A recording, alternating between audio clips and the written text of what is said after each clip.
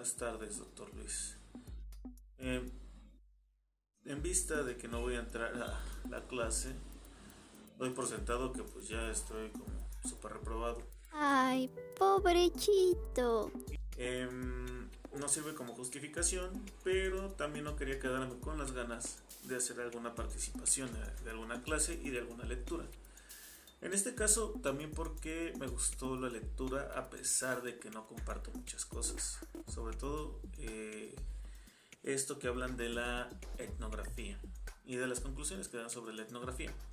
La lectura de Anya Patterson y de Robert Kemper, espero pronunciarlo bien, siempre he sido malo en el inglés, nos habla al respecto de que la singularidad de la antropología radica en su tradición de la investigación de campo, ¿no? Y que justo dentro de esta tradición lo que recalcan de este trabajo de campo es el valor del trabajo de campo de larga duración.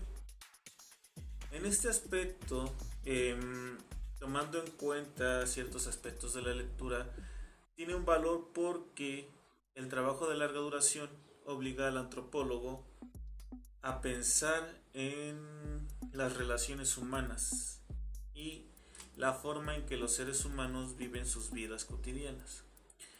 Y justo retoman una idea de Gertz que también a mí me parece bastante interesante, que dice: en el campo, el antropólogo debe aprender a vivir y pensar al mismo tiempo.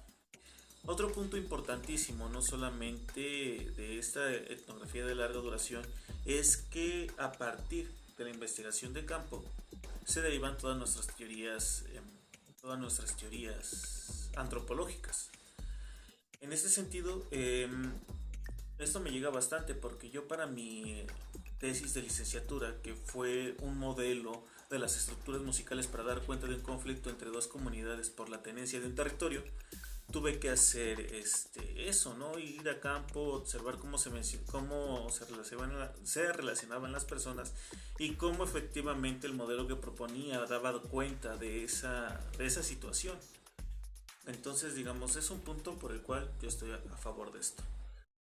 Mi interpretación, para no hacerla tan larga, tan tediosa, digamos que me gustaría dividirla por los temas que a mí me parecen relevantes: el cambio radical, el orden observacional, y las metáforas rectoras, que siento que son dos puntos bastante interesantes dentro de esta lectura.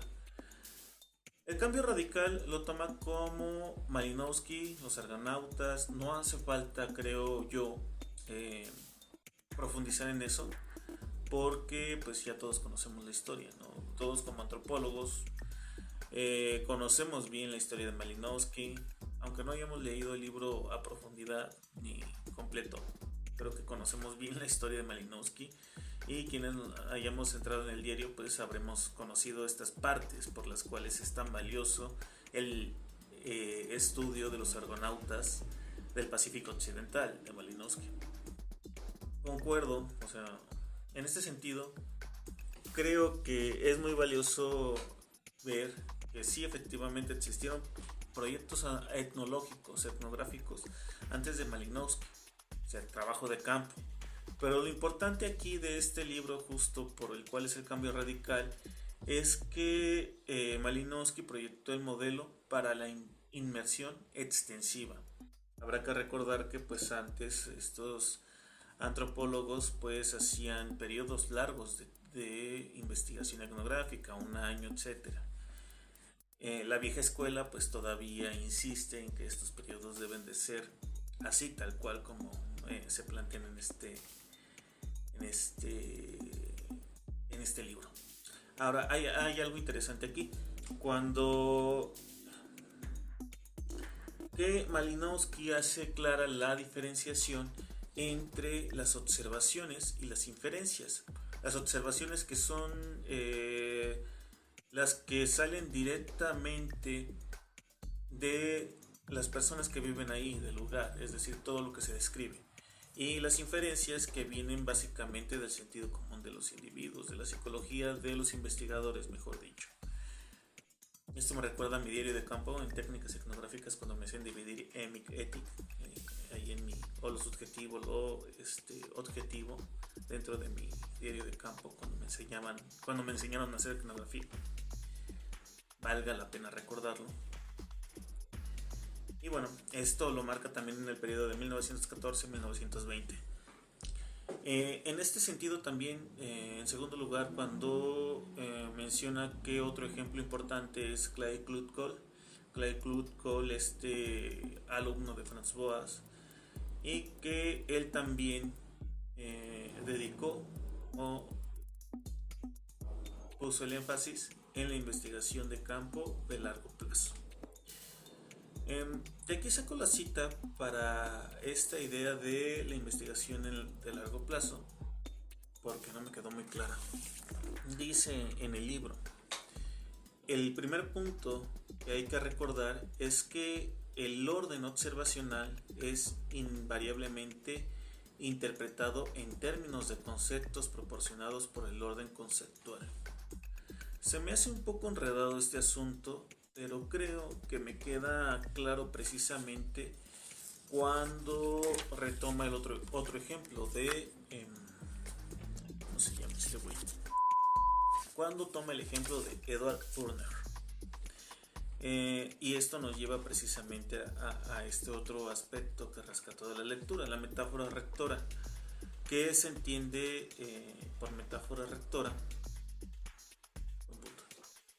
Para profundizar en esto, mencionan el ejemplo de Edward Burner por ahí de 1986, cuando mencionaba que entre la época de 1930, ya posterior a Malinowski, posterior a los argonautas, de 1930 a 1940, los antropólogos cuando escribían sobre el cambio social, hablaban del presente como desorganización, del pasado como glorioso y del futuro como una asimilación. Para 1980, menciona Edward Burner, el presente se ve como movimiento de resistencia, el pasado como exploración y el futuro como un resurgimiento étnico. Esto me recuerda mucho a Boaventura de Sousa Santos, ahorita que lo he estado viendo, con lo que menciona de las metáforas, de las metamorfosis del campo jurídico, en donde precisamente nos pone diferentes contextos jurídicos. Y bueno, ya me estoy saliendo del tema. En este sentido, retoman precisamente los autores el ejemplo de Edward Burner cuando habla de estos dos contextos, en cómo se observaba el presente, el pasado y el futuro, nos sirve para concluir que la antropología como ciencia no es inmune a sus propias metáforas rectoras. Y también menciona aquí una serie de enfoques que van a ir cambiando con el tiempo, ¿no? Después de 1940, o en esa década de 1940, menciona los antropólogos, planteaban que las sociedades estaban en estado de equilibrio o precisamente a través del proceso de asimilación. Recalcan los ejemplos, por ejemplo, de Redfield, Hinton, Herkovitz. Y ya para 1950, 1960, hay una predilección por los estudios campesinos, ¿no? Aquí ponen el ejemplo de Potter, no el de la película, Díaz y Foster. Antes de llegar a la parte final o al último punto que me parece relevante, que lo mencionan como la opción de salida, y esto viene desde Robert Coles en un libro que publicó, dicen, en 1993, llamado Call to Service, en donde Robert Coles habla sobre su participación en los derechos civiles. Hay algo que también me llamó mucho la atención, que me gustó de este texto, ¿no? Hablan sobre el trabajo de campo de larga duración de los investigadores, pero que es interceptado por las diferentes obligaciones que tienen los investigadores, ¿no? Dar clases, otros proyectos, etc. Y aquí creo que esto me va a servir un poquito como terapia psicológica, tal vez, en donde precisamente cuando uno entra a un posgrado, uno tiene la opción de tramitar una beca, ¿no? En este sentido, quiero retomar una anécdota. En primer lugar, porque en una clase mencioné que yo era el único de la generación que no pude acceder a esa beca. Por cuestiones administrativas, pues yo dependía de esa beca para poder estar al 100% en el doctorado, ¿no? Sin embargo, pues no la pude conseguir. He tenido que estar buscando trabajos, otras opciones para poder estar en el doctorado, pero lamentablemente eso me quita tiempo. La basura. En el trabajo en el que entré, digamos, tengo que planear clases, tengo que planear temas, tengo que asistir a varias reuniones. Eso me quita, es muy demandante el trabajo ahorita en el que estoy. Me quita más del 70, del 80% de mi tiempo y me esfuerzo, ¿no? Porque voy, regreso y trato de ponerme corriente con las lecturas del doctorado, con lecturas de clase. Entonces eso también me quita otro tiempo. Y lamentablemente pues no he hecho investigación de gabinete con respecto a mi trabajo de campo. Otro punto que me parece ahí interesante es que menciona los antropólogos han hecho cada vez más trabajo en casa, haciendo referencia, ¿no?, a su propia nacionalidad, ¿no? Pero eso actualmente se puede retomar literal. ¿Por qué?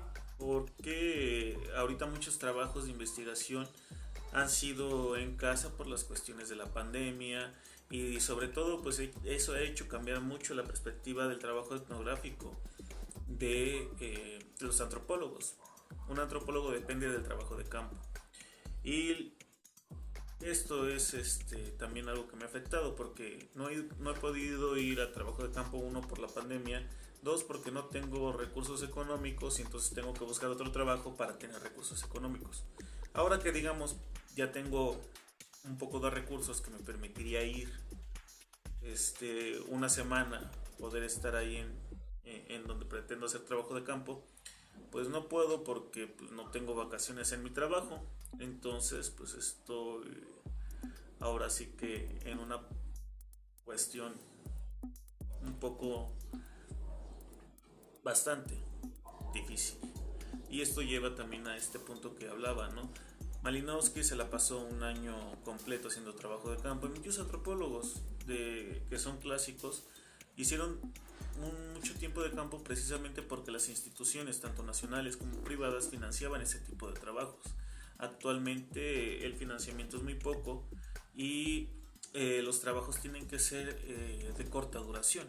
Y eso es una crítica que se le hace, me parece a mí, desde mi perspectiva, al trabajo que hacen pues las instituciones. En ese sentido, pues la dinámica precisamente de la antropología pues ha venido a modificarse, ha venido a adaptarse a estos nuevos tiempos, ¿no? Es lo que puedo observar. Y por ejemplo en mi caso, que pretendo hacer una investigación y aparte pues no tengo financiamiento y aparte pues tengo que estar consiguiendo mi financiamiento y ver si puedo ir y resulta que luego no puedo ir porque no tengo vacaciones, pues se complica aún más el asunto. Pero bueno, fin del trauma psicológico, emocional, económico. La conclusión es que precisamente retomando esta hoja, bueno, esta lectura, cuando mencionan el caso de este libro de Robert Coles, mencionan los autores la característica notable de la investigación de campo a largo plazo en general y de los casos descritos en estas páginas en particular es que los etnógrafos que optan por la solución de largo plazo no eligen la opción de salir. Es como esa relación tóxica en la que he decidido es como por ejemplo un individuo que está en una relación tóxica que le hace daño física, emocional y psicológicamente y decide quedarse ahí de todos modos, precisamente porque liga su vida a la vida de los otros individuos que pertenecen a la comunidad. Bueno, es una metáfora un poco dramática, ¿no? Pero al final de cuentas, la larga duración, uno no puede ser entendido como en aquellos tiempos en donde sí se quedaban todo un año, varios años ahí en el lugar ininterrumpidamente, pero se puede dar una larga duración en un año, en diferentes periodos, precisamente porque las dinámicas han cambiado. Tú ahora tienes la opción de ir a campo, regresar a tu casa, ver que te faltaron algunas cosas, volver a ir a campo, así como en periodos estacionales.